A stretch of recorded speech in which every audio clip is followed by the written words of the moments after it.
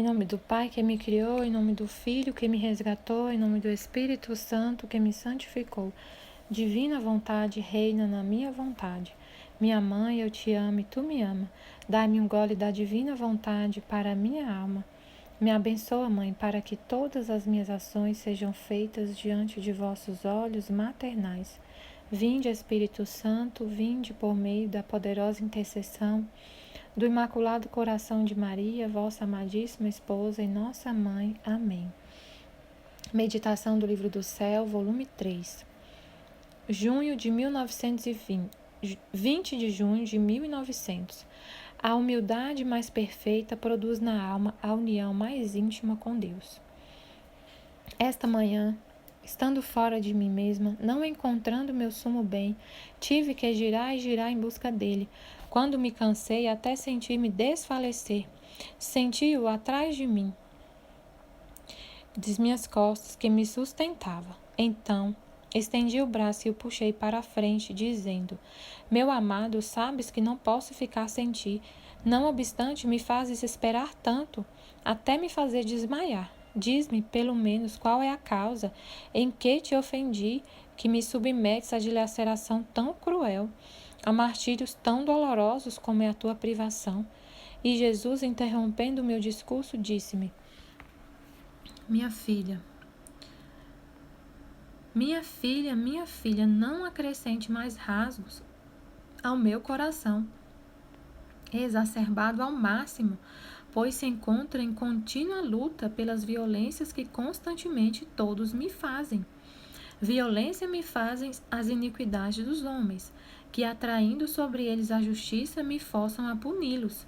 E a justiça, pondo-se em contínua luta com o amor que tenho pelos homens, rasga-me o coração de modo tão doloroso de me fazer morrer continuamente.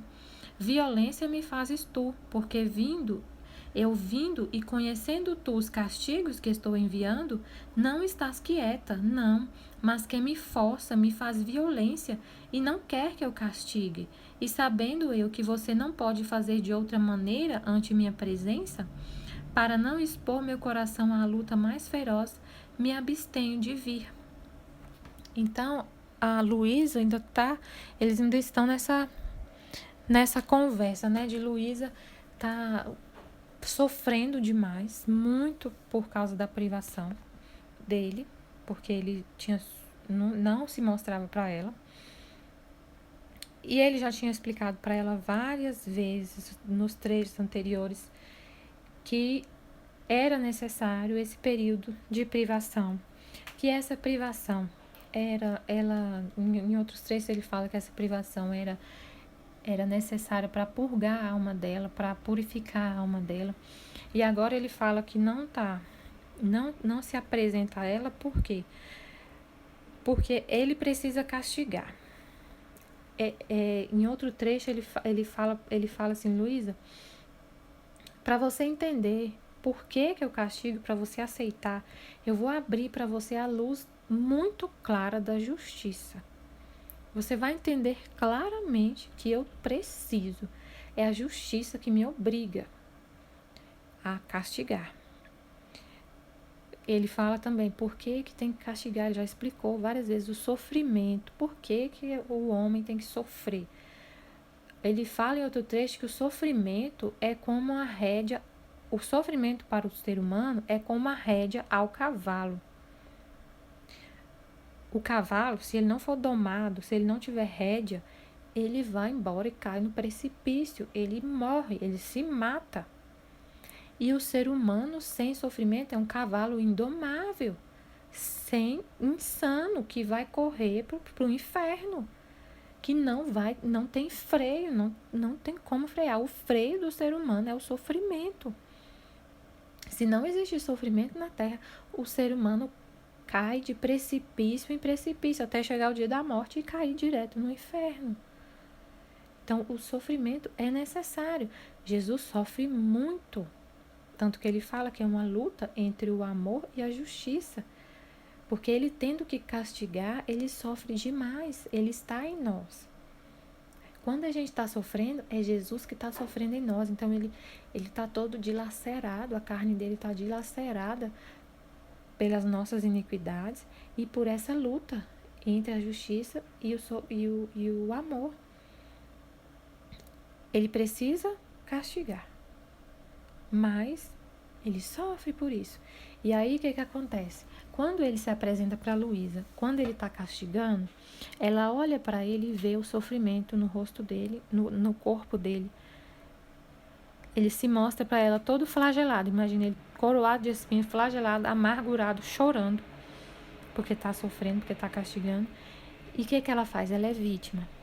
Aí o que ela faz? Ela começa a chorar e a implorar para ele para ser crucificada, se apresentar a ela a justiça divina e a dor vir nela, e ele poupar os seres humanos, poupar as criaturas. E aí o confessor dá obediência para Jesus fazer isso. Aí ele não pode negar, porque é obediência, e ele é obediente. E ele vai crucificar ela e vai deixar de castigar o ser humano. Só que aí o ser humano precisa ser castigado para salvar a alma, porque ele vê a alma. Ele não vê o que o ser humano vai sofrer no corpo, ele vê o fruto que vai ter o sofrimento para o ser humano. E aí é o que a gente fala, né, que a gente sempre fala, tem esse modo de falar. Se o ser humano não vai pelo amor para Deus, vai pela dor. Então muitas pessoas se convertem pela dor. Pela dor. Então é necessário. Aí ele falou para Luísa: não acrescente mais dores ao meu coração. Aceita a minha privação. Aceita que eu preciso castigar. E eu não vou me apresentar para você porque você não consegue agir de outro modo, me vendo sofrer desse jeito, porque você me ama muito. Então, eu não venho, porque você vai pedir para sofrer no meu lugar. Aí ele continua: por isso, não me violentes para me fazeres vir agora. Deixa-me desabafar a minha ira e não queiras aumentar as minhas penas com as tuas palavras. Porque ela pedindo para ele vir, chorando, chorando, chorando. Ele é muito atraído por esse amor dela. E ele, às vezes, violentamente, ele vai para se mostrar para ela e acaba que ela consegue aplacar a ira dele. E ele deixa de castigar as pessoas. Quanto ao resto, não quero que pense. Porque a humildade mais perfeita, mais sublime, é a de perder toda a razão e não discorrer sobre o porquê e como se desfazer, mas se desfazer no próprio nada. E enquanto a alma faz isto, sem adverti-lo, encontra-se perdida em Deus. E isto produz nela a união mais íntima, o amor mais perfeito para o sumo bem.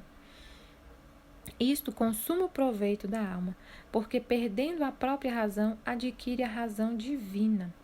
E perdendo todo pensamento sobre si mesma, isto é, se está fria ou quente, se são favoráveis ou adversas as coisas que lhe acontecem, se interessará e adquirirá uma linguagem toda celestial e divina. Então ele fala para ela: não fique pensando em você mesma,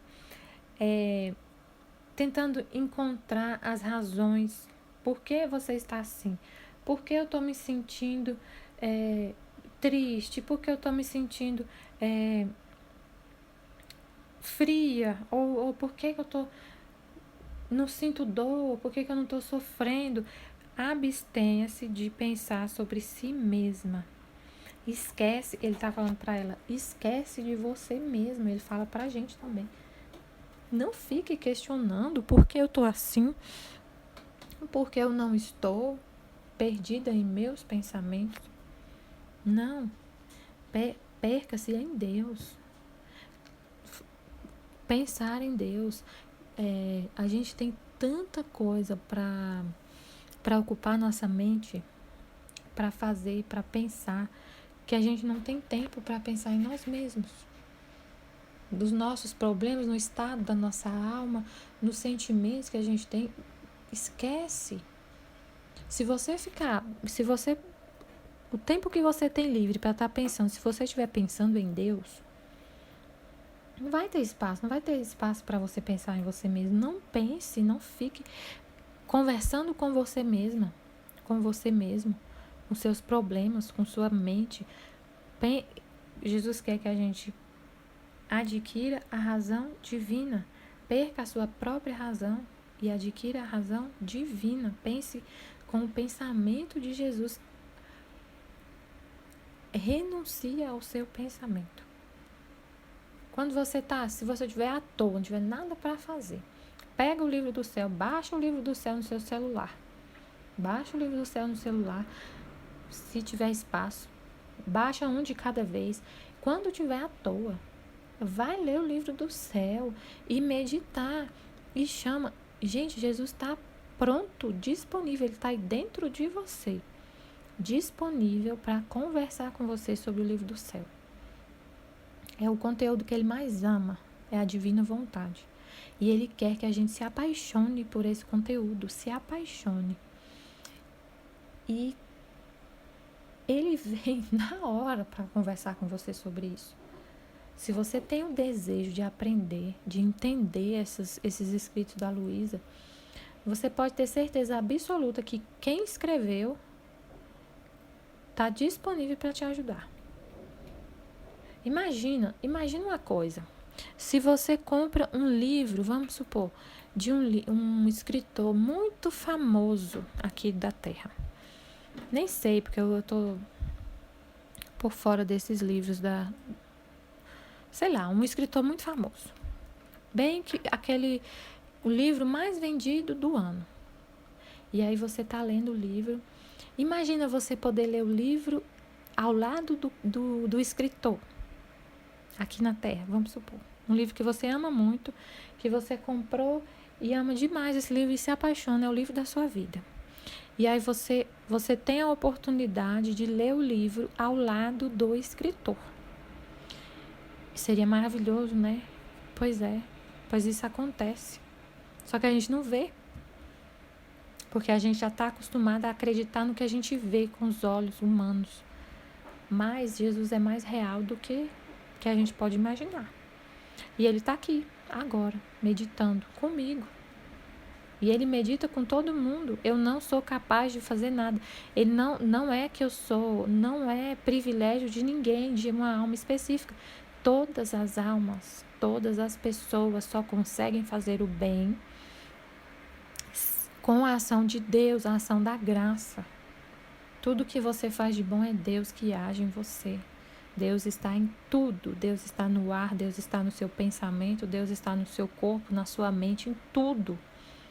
Então, se eu estou aqui meditando, o Espírito Santo está aqui comigo, porque eu não tenho capacidade de entender absolutamente nada. Então, é maravilhoso você estar lendo o livro do céu com o autor, o escritor do seu lado, te ensinando, porque às vezes tem coisas que não dá para você entender. Tem coisas não, você não entenderia nada. O ser humano não é capaz de ler. O ser humano não é capaz de enxergar sem a ação de Deus. Tudo que o ser humano faz, interno ou externo, tudo que acontece na face da terra, tem um ato de amor de Deus. Tem um ato de amor de Deus por trás. Se Deus não estiver por trás do seu pensamento, da sua fala, do seu cérebro funcionando, do seu corpo, você não faz nada. Ele está em todos. O mundo é feito de partículas pequenininhas que a gente nem vê, os átomos. E Deus está presente em todos os átomos. Todos os átomos. Deus está presente. E Ele que controla todo o universo. Todas as pessoas. Tudo, tudo, tudo. Tudo que eu faço de bom é Deus que faz em mim. Então, é perder, renunciar a si mesmo. Não ficar pensando sozinha, pensando os seus problemas, os seus medos, deixando a sua mente ser invadida por medo, falta de esperança, dúvidas do amor de Deus e tudo mais que há de mal no mundo. Encha sua mente com Deus. O livro do céu são 36 volumes, é mais de 5.000 páginas Só Jesus falando. E Ele vai estar com você ao vivo. Lendo com você, lendo para você. Imagina que Jesus que está lendo para você e te explicando. Além disso, aí ele continua. Além disso, a humildade produz na alma uma vestidura de segurança, pelo que envolta neste vestido de segurança, a alma está na calma mais profunda, embelezando-se toda para agradar ao seu querido e amado Jesus. A humildade nos dá segurança. Envolta nesse vestido da segurança, a alma está na calma mais profunda. Então, a alma humilde, a alma humilde é aquela que atribui tudo a Deus, que sabe que nada que faz de bom, ela atribui a si mesma. Tudo é Deus, tudo que eu faço de bom. Uma alma humilde, ela confia cegamente em Deus. Ela só confia em Deus, ela não confia em si mesma. Porque o orgulhoso confia em si mesmo. Ele senta no trono, no seu coração e se adora a si mesmo. A alma humilde coloca Deus no centro e adora a Deus, e confia em Deus e atribui tudo a Deus. Ela só quer agradar a Deus, ela vive por Deus, ela ama somente a Deus e ao mesmo tempo ama todo mundo em Deus. Quem pode dizer como fiquei surpreendida por este falar de Jesus? Não tive nenhuma palavra para responder. Pouco depois desapareceu e eu me encontrei em mim mesma, quieta sim, mas aflita no máximo, primeiro pelas aflições e lutas nas quais se encontrava meu amado Jesus, e depois pelo temor de que não viesse. Quem poderá resistir? Como farei para suportar a mim mesma por sua ausência? Ah, Senhor, dá-me a força para suportar tão duro martírio, tão insuportável a minha pobre alma. De resto, diga o que quiser, porque por mim não deixarei nenhum meio.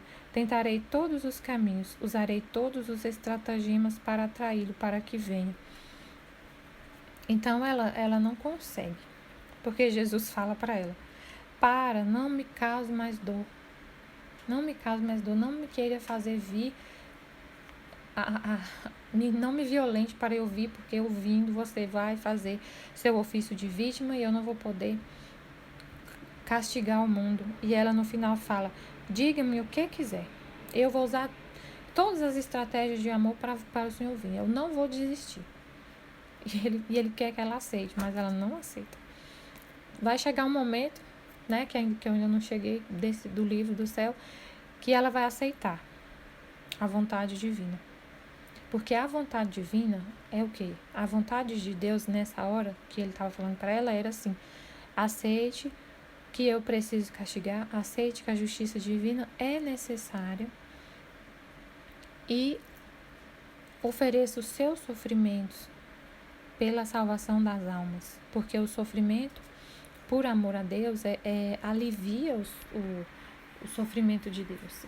Você sofrer, se ela oferecer essa dor que ela sente da privação dele como um ato de reparação pela salvação das almas e sofrer por amor a ele, ela vai estar aliviando essa dor que ele está sentindo em castigar. Estivemos e sempre estaremos reunidos em nome do Pai, do Filho e do Espírito Santo. Amém, Fiat.